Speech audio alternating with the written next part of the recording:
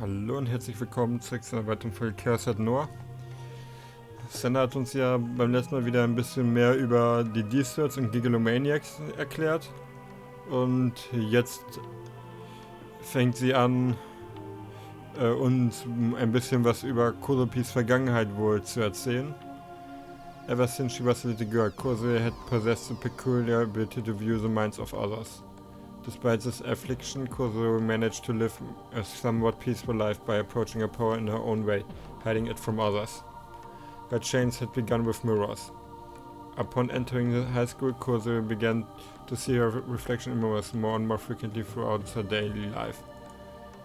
At first, she believed it was only coincidence. It would only occur but about twice a day. But as time went by, the frequency gradually increased.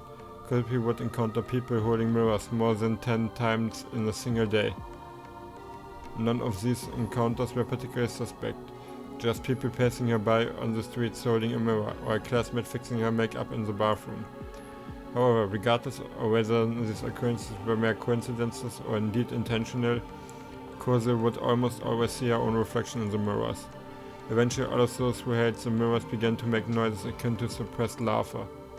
In their minds, they called out to Kozu with the words, "Who are you?" In the classroom, on campus, en route to school, while shopping, everywhere Kozu went, these people would appear. It was not a specific person perpetrating it. It was a different person this time. Every time. But in Kozu's eyes, anyone who possessed a mirror began to look suspicious. Anyone who would suppress the laughter around her began to look suspicious.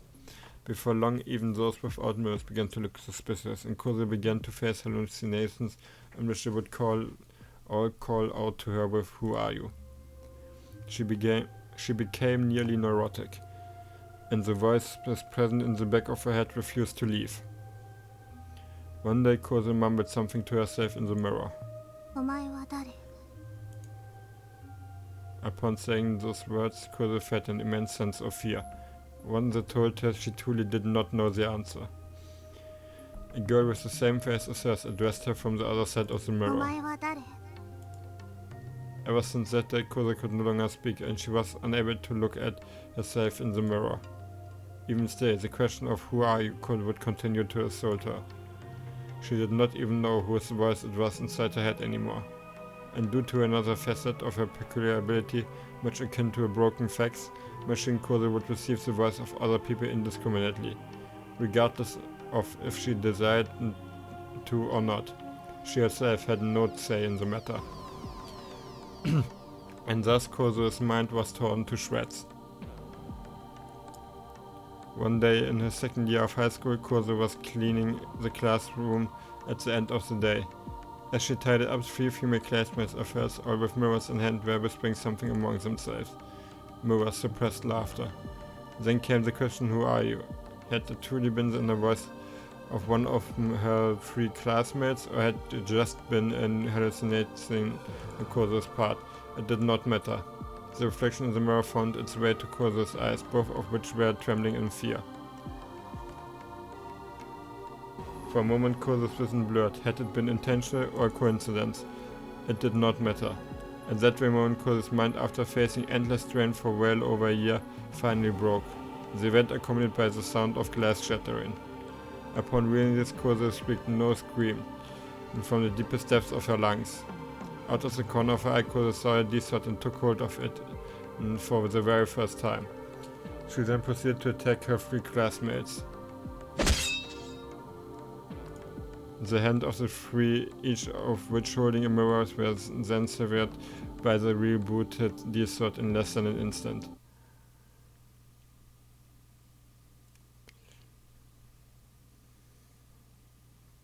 According to the minimum attendance chart, I didn't have to go to school today, but despite that, I was heading there anyway for one reason and one reason only: to see Remy. I had no doubt that the Dukians in class would make fun of me, just like they always did. It would definitely suck, but if it meant I could see Remy, I could endure it. As I passed through the school gate, I thought back to yesterday, when we had parted. Senna had made it a point to say something. お前が望むと望まないとに関わらずもしこれ以上踏み込んでくるような負を正にするぐらいの強い意識を持つんだな。中途半端な気持ちじゃ妄想に食われるだけだぞ。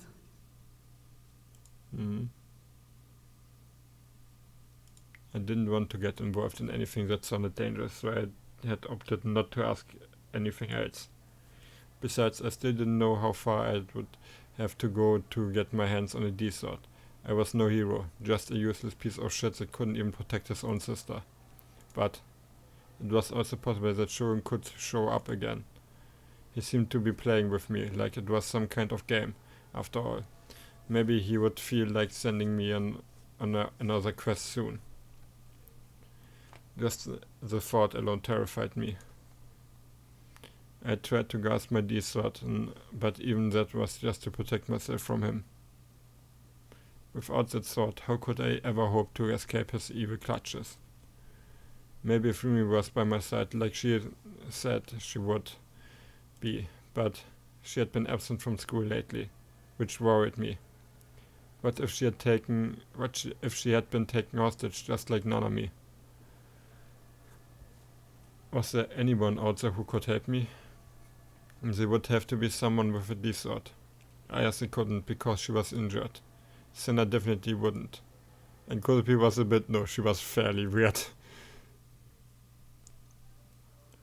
My head looking squarely on the floor, I entered the classroom. Before taking my seat, I took a quick look around. I looked toward Rimi's seat first, empty. Was she taking the day off too? Was it really that simple? Was she really just taking time off? I began to feel anxious. I wanted to see her. I wanted to see that cheerful face. Next, I looked over to Kozupis' desk. She was in her seat, face down and huddled up. I was reminded of what Senna told me yesterday. It now made sense why Kozupis was always like that. Morning, Kozupis. I didn't make eye contact, but I greeted her with my inner voice.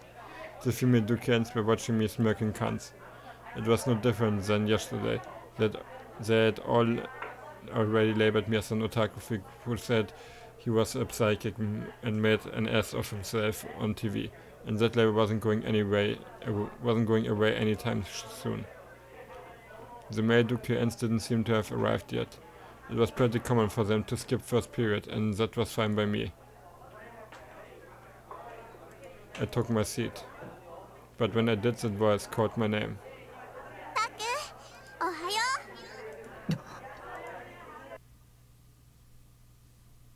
Shocked, I looked up in a panic, and there she stood, right in front of my very eyes, Rimi. With a hint of shyness, she gave me a short wave. Rimi. It wasn't an illusion. There was a definite presence. She was breathing. Her hair was rustling. She was blinking. She was right there.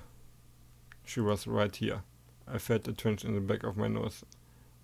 A tightness squeezed within my chest. I felt like I was going to cry. I still hadn't sat down. I had just frozen with my head hanging down. I was so happy. I'd gotten to see her again.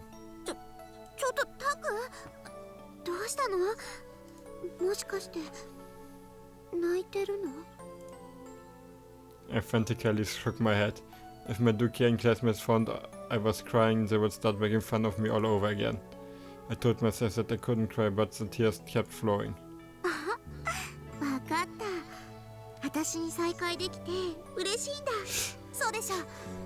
Ist das eine Taschenlampe in deiner Hose?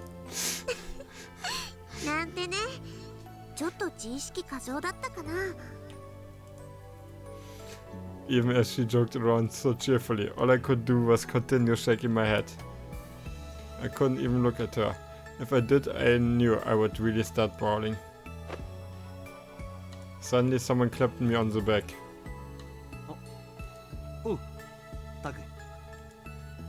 It was Misakun with an uncomfortable look on his face. His slap was a lot weaker than usual.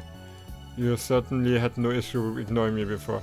Why start paying attention to me now all of a sudden? I'm sure that you will regret talking to me. You will become the Duquesne's next target, just like me. Yeah, Rimi, Misumi-kun, even you. You're both better of not associating with an otaku freak like me. I remained silent, but Miss Mikun forced a smile. 暗いな。朝から新規臭いぜ。ま、お前はそういうやつだって分かってるけどな。As harsh as his words were, I didn't get the feeling that he was joking or acting sarcastic. After all, it was pretty common for him to say stuff like that. そういう大臣は朝から無駄に爽やかだね。無駄にとか言うな。久々に学校来たと思ったらいきなりそれか。じゃあ嘘くさい爽やかさ。なたく、この言い草どう思うよ。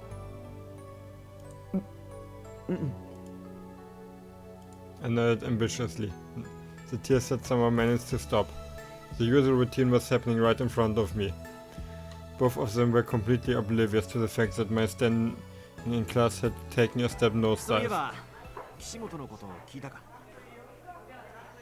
まだ入院中らしいぜ。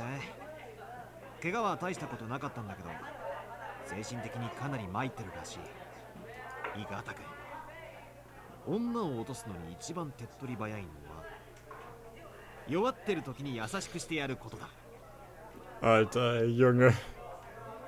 というわけで俺、本気で岸本の見舞いに行こうかなと思ってんだよね。大臣最低。ブーブー。今度こそ彼女さんに刺されるよ。見舞いに行くだけだろ。別にやましいことじゃねえよ。ほんの数秒前と言ってることが違うし。そういえばタクって岸本と知り合いだったよな。な、一緒に行ってくんね。Oh man. あ、It was the typical subject matter for Misumi-kun. Also, it was the typical subject matter for Misumi-kun. I had thought for sure he was gonna ask me about my psychic powers, but when he didn't, it caught me completely off guard. But instead of noticing, Misumi-kun went right back at what he was saying. And then we fell into our usual routine, Misumi-kun talking and talking, Rimi occasionally butting in with a sharp jab, and me just giving vague responses. And the fact that it was no different than usual made me happy.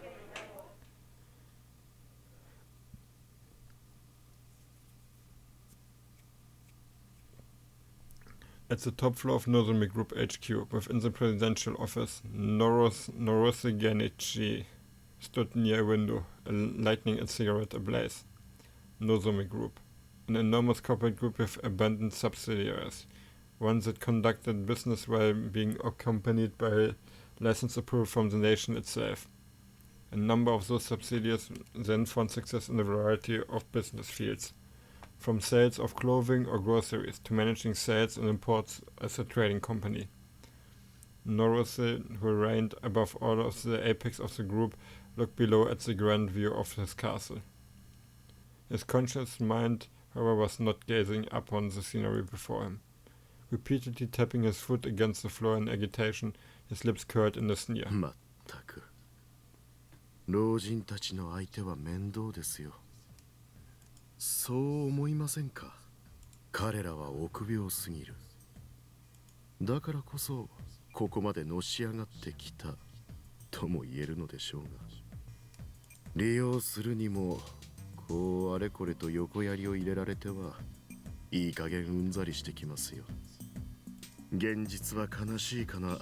300人委員会の影響力というものを侮ることはできません。ただ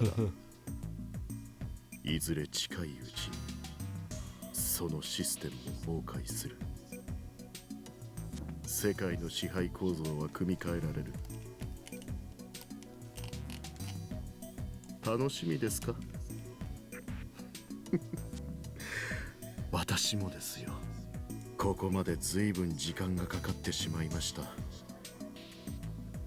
プロジェクトノア、立ち上げからすでに5年余り。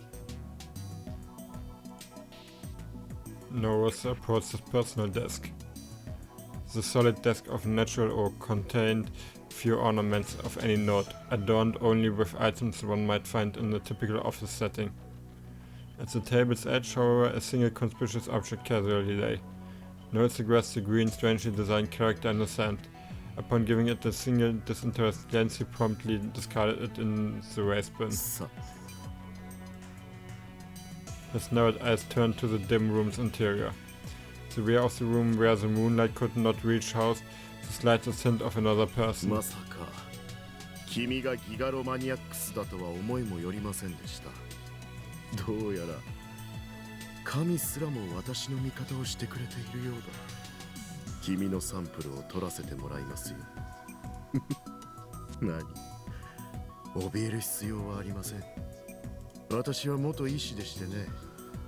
インフォームドコンセントはきちんとしなければ気が済まないたちなのです。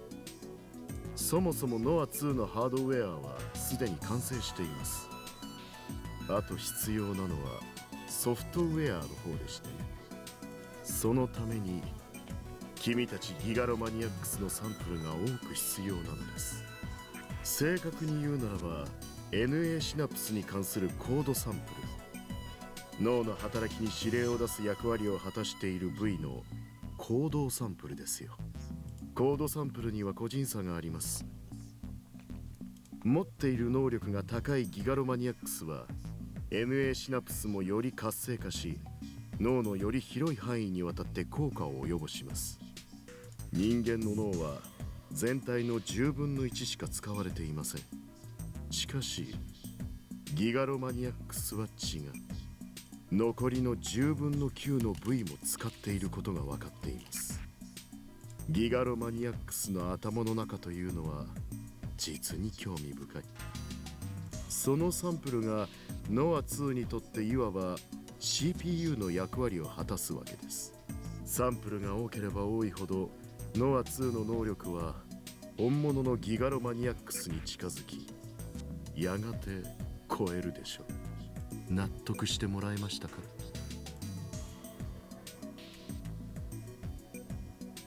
結構。Ich bin mir gerade nicht sicher, ob man im Anime die Person gesehen hat. Narose nodded in satisfaction, exhaling a cloud of smoke as he returned his view to the scenery beyond the black window. Upon viewing it up close, the Shibuya nightscape was in a sense of vulgarity itself, leaving Narose solely with feelings of discomfort. His persistent belief of this remote location, however, was that it was more than adequate. Nevertheless, it would not be long before this nightscape would be a sight never to be seen again. The final experiment of his Project Noah would make sure of that. 世界が生まれ変わる日も近い。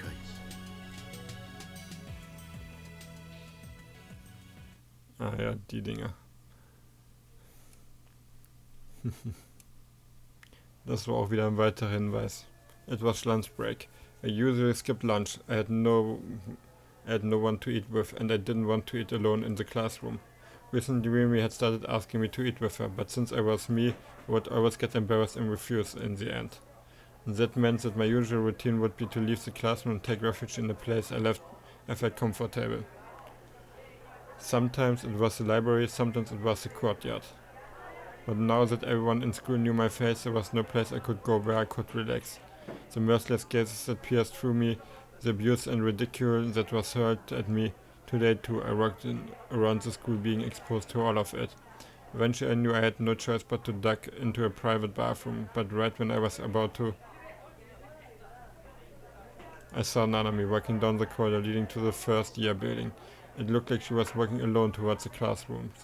Speaking of Nanami, I hadn't spoken to her since the incident. I'd been avoiding her for the entire week.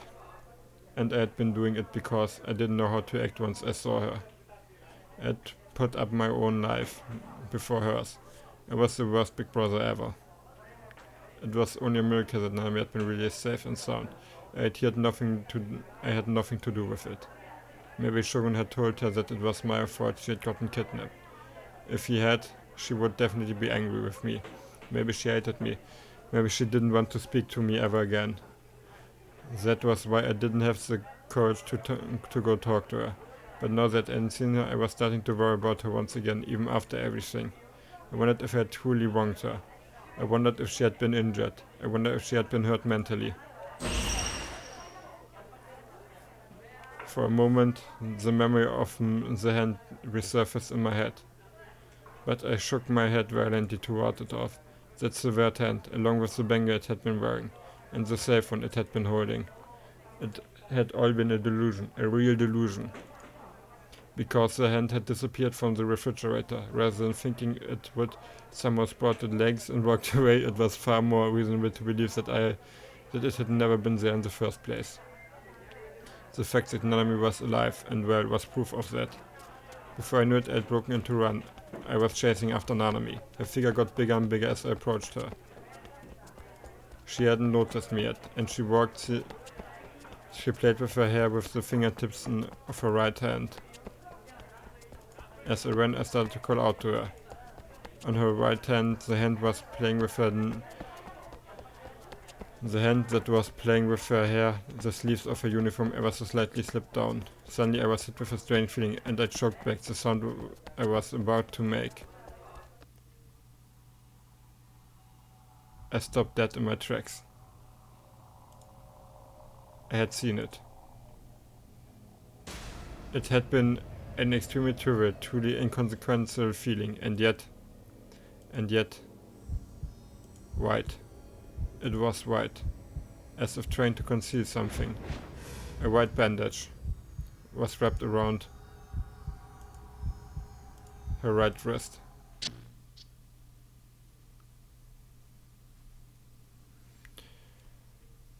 Damit haben wir Psychopath abgeschlossen und sind jetzt in Kapitel 8 IR2. Initiated by Momose, a meeting was slated to be held at Frasier Credit Bureau. A meeting to which Ban was now running nearly half an hour late.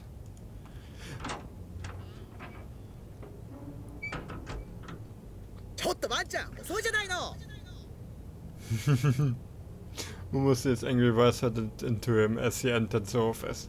In response to this, Ben gave a minor shrug, then proceeded to walk up to the desk of Frasier's president with an amiable smile on his face. He had not brought any refreshments today, something he was beginning to believe may have been a lapse in judgment. あら、つばちゃんは？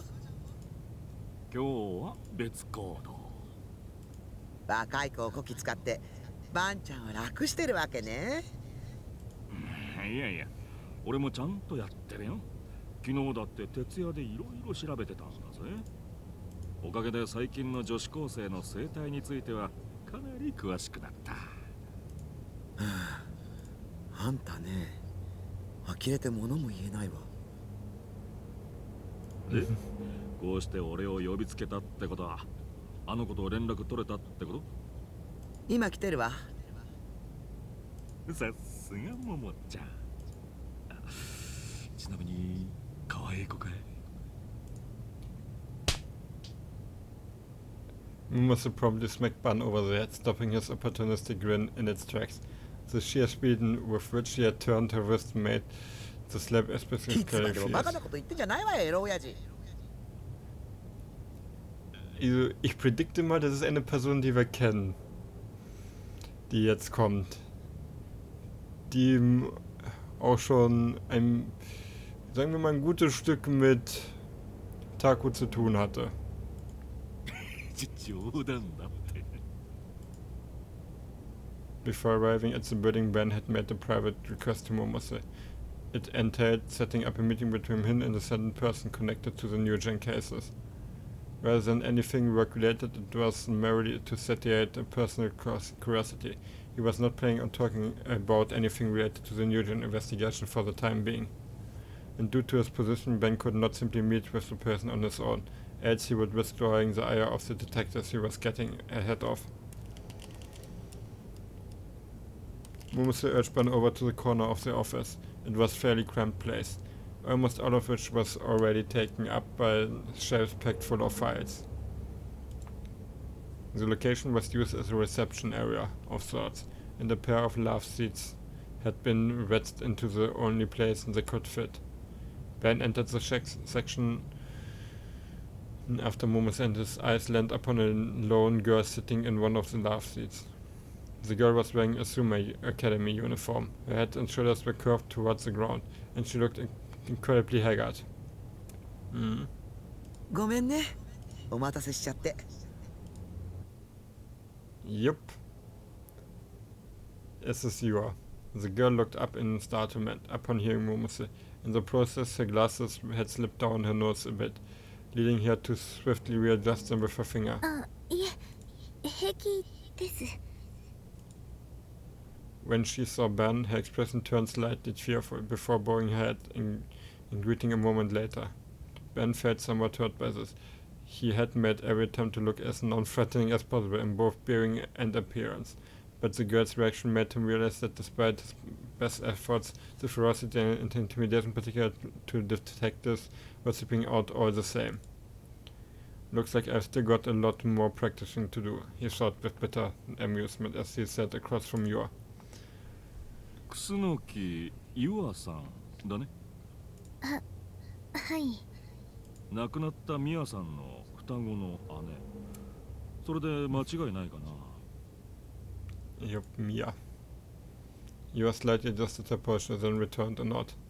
The first new gen incident, the group dive among the 5 high schoolers that had leaped to their deaths, was a girl named Kusunoki Mia. まあ、そんな緊張しなさんな。君を取り調べようなんて思っちゃねえんだ。雑談程度に思ってよ。本題に入る前にちょっと聞いていいかい？ゆあちゃんは妹さんが亡くなったことについてどう思う？ちょっとバンちゃん。あ、悪いね。職業病ってやつか。気を使うような言い方できなくってな。ただ気になってたんだ。捜査本部でも話題になってたんだが、楠木美也さんの遺族は奇妙だって。ばあちゃん。いえ、いいんです。Before Momose could rise to her feet over Ben's insensitive comment, Yor stopped her. 私もおかしいって思いますから。ああ。集団ダイブで飛び降りた5人には自殺する理由なんてなかった。家族や友人はみんなそう主張している。だがミヤさんの家族だけは違った。Ben took his fan out from his bed and began cooling himself. 何も主張しなかった。あっさり受け入れたって聞いてる。あまりに何も言わなさすぎて奇妙だったってな。なんでだい？お父さんもお母さんもミヤちゃんが死んでからおかしくなっちゃったんです。Anguish seeped from Yor's 最 voice. 初はミヤちゃんの事件の知らせを受けた日はそれでも泣いていたんです。お父さんもお母さんもとても辛そうでした。でも次の日の朝、なぜか2人は楽しそうに笑っていたんです。ミヤちゃんが死ぬ前と全く同じに戻ってたんです。たった1日で。私、わけがわからなくて、2人はミヤちゃんのこと忘れようとしてるんじゃないかって思って。そうしたらお父さんが笑いながら「お前に妹なんていないよ」って。ミヤちゃんが残した洋服とか靴とかを見せても全然取り合ってくれないんです。それはお前のために予備で買ってあったものだって。そうやってお父さんたちはニュースからも警察の話からも目を背けて記憶からミヤちゃんのことを消し去ろうとしてるんです。つまり双子じゃなかったことに。それで警察にもうちは一人っ子だって言って追い返してたわけか。私とミヤちゃんは一卵性で見た目は瓜二つなんですけど、あの子は妹は親から嫌われていました。あの子はいつも自分の気持ちを押し殺して私のことを一番に考えてくれていたんです。As Yor spoke, memories from when Mia had still been alive resurfaced in her mind. Aber ich würde sagen, diese Erinnerungen kommen dann in der nächsten Folge. Vielen Dank fürs Zuschauen und bis zum nächsten Mal.